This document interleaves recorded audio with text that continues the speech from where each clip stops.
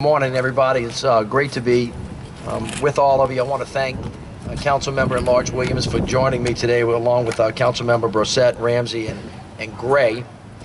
I also want to welcome the CEO of NORD, Vic. Thank you so much for all the work you do on behalf of our kids. Chief Harrison, thank you for everything you do to help make the people of the city of New Orleans safe.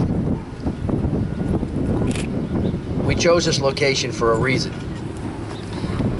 Not long ago, there was a mass shooting on this particular spot on a day that was supposed to be a day of celebration. A number of individuals who had no concern for the safety of innocent young men and women who were here to enjoy themselves decided to settle a beef and open fire in an episode that can only be described as completely callous, unthinking, and one that helps unhinge the feelings of safety in the city of New Orleans. In that particular instance, we had 10 young women and 7 young men, 17 people, many of whom were under 21, severely injured. For those of us that had the misfortune of having to come out here after that incident happened, and to all of the investigators, it was a very, very difficult time for everybody. And the chief and I went to the hospital that night to try to comfort some of the victims. It was an awful experience to have to talk to parents who thought their children were at a NORD playground and safe, and to try to mourn with them in some ways about the lack of safety from gun violence in the city of New Orleans. Since that time, there have been innumerable shootings in this city. Everybody in the media is spending a lot of time on the unfortunate incident that took place a short time ago that took the life of Will Smith, and has another New Orleanian facing very serious consequences for it. And one of the things that everybody who is standing around me is committed to is doing everything that we can on the front end, in the middle, and on the back end to change the culture of violence to a culture of peace. You cannot do that if firearms are in the hands of the wrong people, or the individuals that rightly have them are using them irresponsibly or in an unsafe way. And so the members of the City Council have all stepped forward in encouraging the legislature within the confines of the Second Amendment to do everything that we can to make sure that gun safety is on the forefront of everybody's minds in the city of New Orleans and, of course, across the country. I really continue to be outraged at what actually happened here. It's almost something that is incomprehensible that individuals can just try to hurt each other and have 300 or 400 people in their way. It reminds you of the Mother's Day shooting not long ago. And this kind of senseless violence has to stop, and we're committed to doing that. On the aggressive police enforcement side, you have seen the New Orleans Police Department, in partnership with the multi-agency gang unit through the group violence reduction strategy, in partnership with the U.S. Attorney and our local district attorney, very, very, very aggressively prosecute individuals who have no regard for anybody else's life. We will continue to take those individuals off of the street to protect the people of the city of New Orleans from them, and to protect them from each other, which they obviously have no concern for. As a result of the work of our multi-agency gang unit, we have had 114 indictments of 14 different groups. 93 group members have been convicted through state and federal jurisdictions. The remaining members of the 3NG gang will go to trial in state court next month, and the Young Melf Mafia will go to trial in federal court in June. And we're going to continue to be very, very aggressive about making sure that people that put everybody else in harm's way are aggressively arrested and are prosecuted. The police department has been doing a great job, as has our district attorney and our U.S. attorney. But when criminals are intent on doing harm, too many innocent people are caught in the crossfire. And I believe that we have a moral obligation to do everything in our power to fight back and to halt the stream of guns getting in the wrong hands. Public safety has to be a #1 priority. And although in some instances people have a right to own a gun, something that I support. Every gun owner that is responsible knows that they have to be thoughtful and they have to make sure that they handle that weapon responsibly and they protect their health and their safety as well as the safety of everybody else. That is what they are for. Today, we have gathered to announce what I would consider to be a major step forward in the city of New Orleans. Yesterday, the city council members introduced the Gun Safety Ordinance in partnership with our team, Councilmembers Williams and Gray, with the support of the other council members. Want to make sure that we give our police officers every tool they can within the confines of the Second Amendment to fight back. And so there are 5 components to what it is that we think we can do on the local level. First is a reporting requirement for people who have had their firearms stolen or who have lost their firearms. Many guns used or stolen. It is one of the things that people just kind of let go and don't bother to tell anybody about. But many, many instances, the investigators will tell you that when they finally hunt down a gun, that it was stolen from somebody that should have had it. Now there's going to be a reporting requirement for this. This provision is going to require the gun owner to report a lost or stolen firearm to NOPD within 48 hours of discovery. This way we can deter trafficking and stem the tide of guns getting into the wrong hands.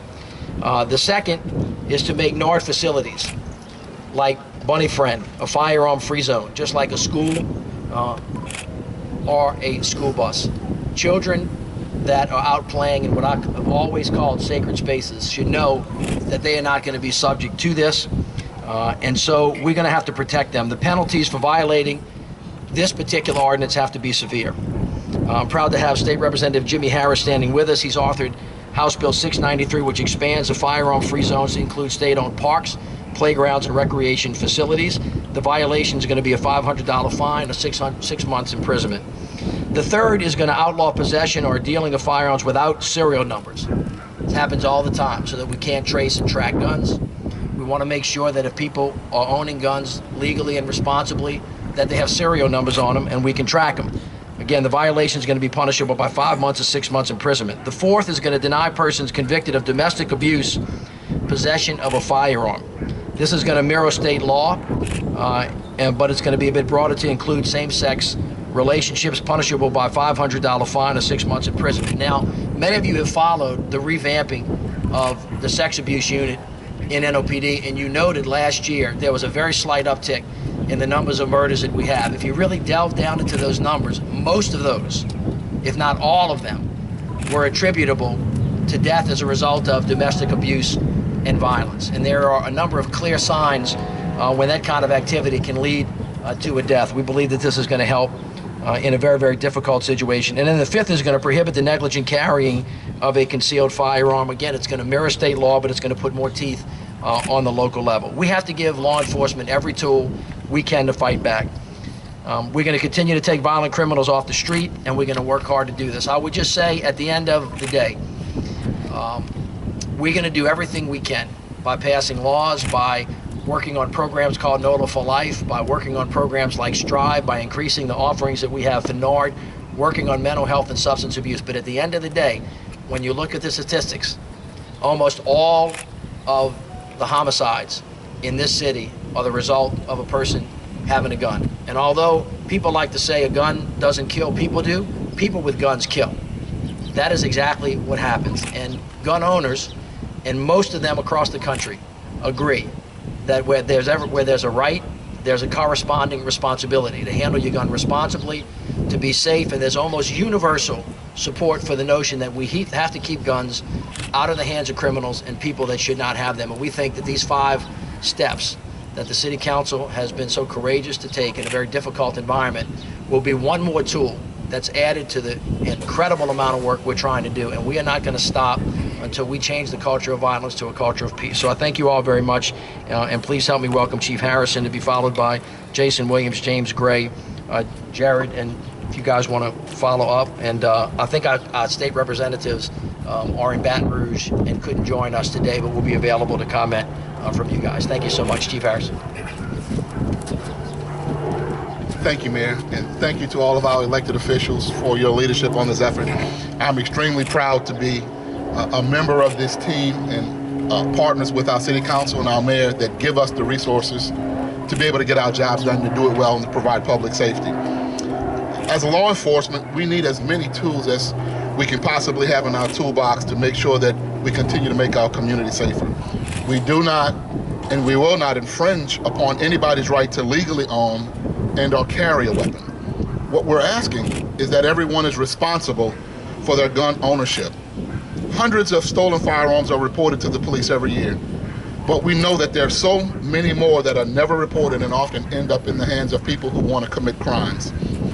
It all starts with responsibility. Take care of your firearm. Don't keep it in your vehicles. Make sure that your children and visitors don't have access to those weapons inside of your homes. And if for whatever reason your firearm is stolen, please report that to the police immediately. At the end of the day, we want everyone in the community to be safe. Parks, playgrounds, recreational facilities are absolutely no place for firearms. And as a department, we are doing everything that we can to take illegal weapons off the street. Last year alone, we took over 15 firearms off the street, and we will continue to do everything that we can to be proactive and vigilant in keeping illegal weapons out of our neighborhoods. To date, we've collected over 461 guns from the streets of New Orleans. Just a little information for your knowledge. Last year in 2015, 1,537 guns were taken off the streets. In 14, 1,345. In 13, 1,379. And in 12, 1,644. Many of those were reported stolen, but there are far too many of those that were never reported stolen that wound up in the hands of criminals, or we confiscated them in some way or another. And what we are asking is that everyone be extremely responsible with gun ownership and with gun possession. This time, Councilman Williams. You know, the mayor's right when he described this as hallowed ground, as sacred ground. When I was a kid growing up, spending my summers at these parks, my biggest fear was that somebody might block my shot or we might lose the game. That certainly has changed. As a community, we cannot sit back and rely on old methods to address this gun violence problem. For too long, we have avoided across this country really dealing with the flow of guns and the access to guns. And we've done it because it's difficult, because it's hard. It's proven tough for President Obama and city leaders across this country. But this city, this administration, this city council, these leaders, we are not willing to wait any longer. This ordinance takes reasonable, common sense steps to keep guns away from children, to keep guns out of the hands of criminals. This ordinance is about gun safety and responsible gun ownership. In many different areas, as a government, we create rules to keep our citizens safe. If you're a company that deals with dangerous chemicals, we have rules to make sure that the public is safe from them. If you own a car or drive a car, we set up rules to govern how you do that, where that car can go, who can drive a car. And the same should be exactly the same for a gun, a dangerous weapon. These rules are all in place to keep us safe. So why shouldn't we have these rules for guns? This ordinance is just a small step, though. Even if we pass these laws, if someone really wants to hurt someone else with a gun, they will find a way to do it. But these laws will make it harder for them to do that. We can stem the flow of stolen guns onto the black market. We can give our law enforcement officials more tools to go after criminals who choose to take their guns to parks like this and to schools. As a city, we will continue to pursue individuals who choose to commit crimes and harm others with guns. But gun violence is a problem with two components. One part, as the mayor said, is the people who choose to make this very bad choice. The other part is the instrument or tool that they are using. We will continue to address the people, but today we are addressing the tool. And this isn't about taking gun rights away from anybody. I know Louisiana is a sportsman's paradise, and it will always be the sportsman's paradise. But this is about saving lives. The domestic violence piece of this ordinance hits very close to home for me. I myself lost my great aunt because she was in a domestic violence situation for most of her life. And when she chose to walk away from it, her abuser chose to change that decision by going to her sister's home to demand that she come back home. And when one uncle came out to say she's not coming back, he pulled out a gun and he killed her. Other uncle heard those shots, he came over, he was killed. Her sister came out to figure out what was going on. She was shot, she survived. 2 people lost their lives, 1 person was shot in the head, and this man died in a jail a few years later. So when you think about crimes that are committed on these streets, when you think about what has changed the quality of life in this city, guns play a major part in it. And today we're trying to take that power back.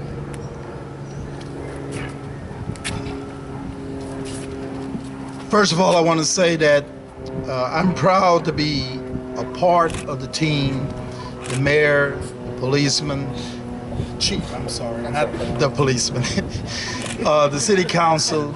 We're all together, we're all fighting for this, but the truth of the matter is, real change comes when each and every one of us citizens decide that we're going to play a role.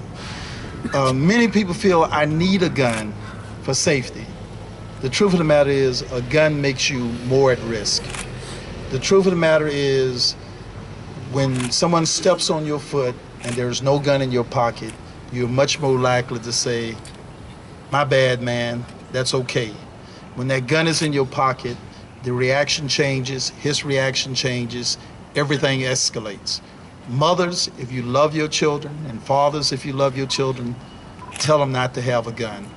I know of a mother who bought her son a gun because she thought he needed protection. Well, that purchase ruined his life. He was a good boy who got caught in the wrong place at the wrong time, and he pulled the gun to defend himself instead of walking away to defend himself. Guns do not make us safer, not even the one carrying the gun. We're all more at risk. We need to all pledge that we will vow to not only not ourselves carry guns, but anyone we know who's carrying a gun. If we have influence over them, tell them, don't do it. If we don't have influence over them, tell the chief. He has power over them. We're gonna do better in this city. We're doing better already. Things are gonna get better. Watch us. Good morning, everyone, and thank you, Mr. Mayor, for calling us together. Words can't express the conversation that I had with Chief Harrison and Mayor Landrieu on the night that the tragic events last year of the shooting. This ground we stand on is supposed to be a place of optimism, a place of hope. And we see a lot of optimism and hope throughout our city, but yet we see a lot of the senseless gun violence that's spreading throughout the streets. But you have your government, your seat of government, the council, with the authority of the mayor, coming, and the chief of police, coming to you and saying, we're gonna address this problem. Similarly, as a former state legislator, I supported barring misdemeanor convicted misdemeanor domestic abuse from possessing a firearm.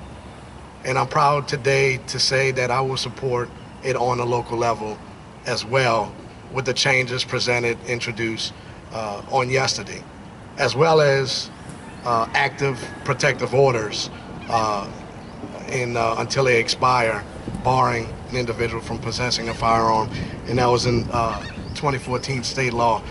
But we got to do more, and what you see is your government saying we're not going to tolerate the senseless gun violence spreading throughout our streets. These are our children. When parents drop them off at public parks and playgrounds, they should feel that they're going to be safe. They're going to be all right when they come to pick them up.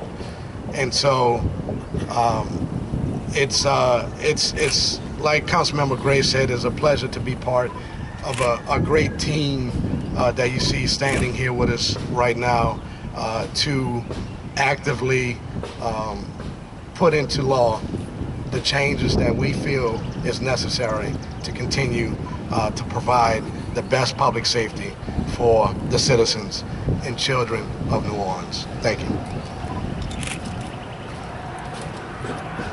Good morning.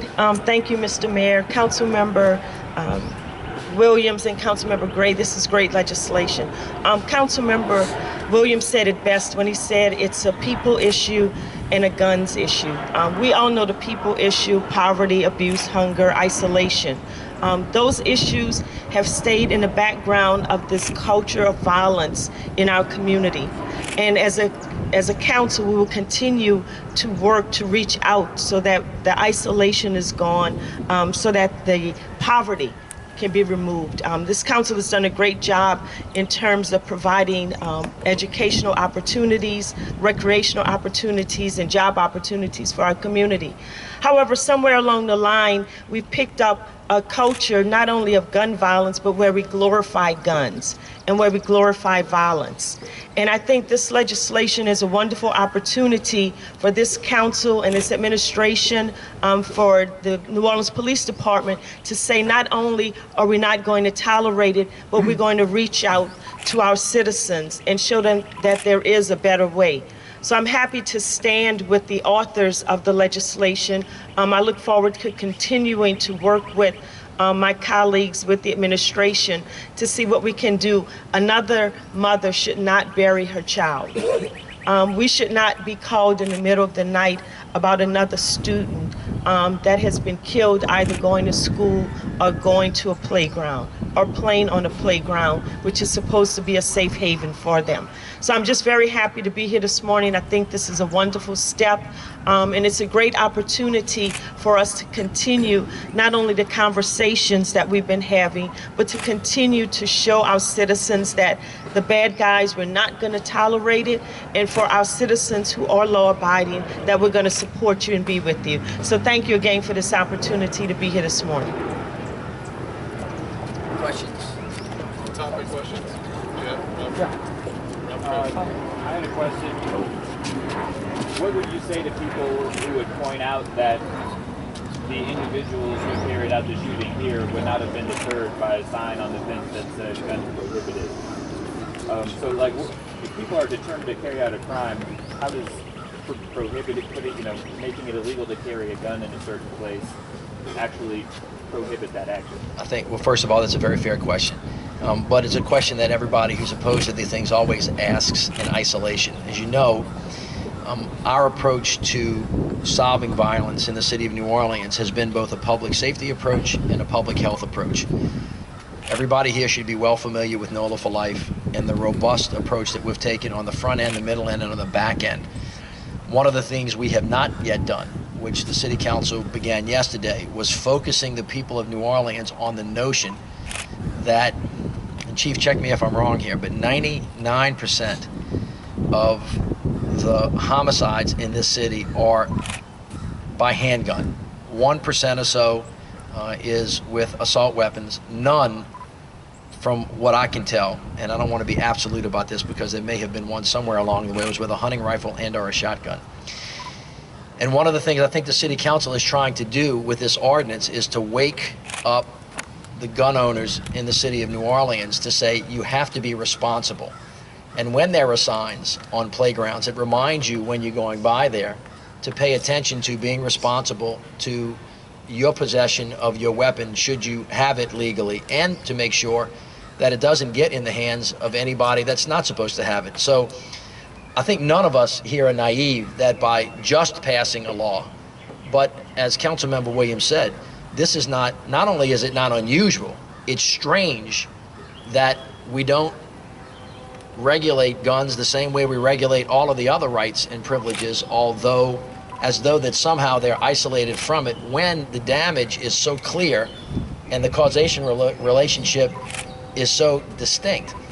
I've often said the greatest gun control measure is a parent taking responsibility for when they see their son or their daughter with a gun in their house. Parents have to wake up to this fact. And again, when the city council speaks with authority on this issue, it not only gives the police the tools to do the work that they have to do, but it sends a message to the people that listen.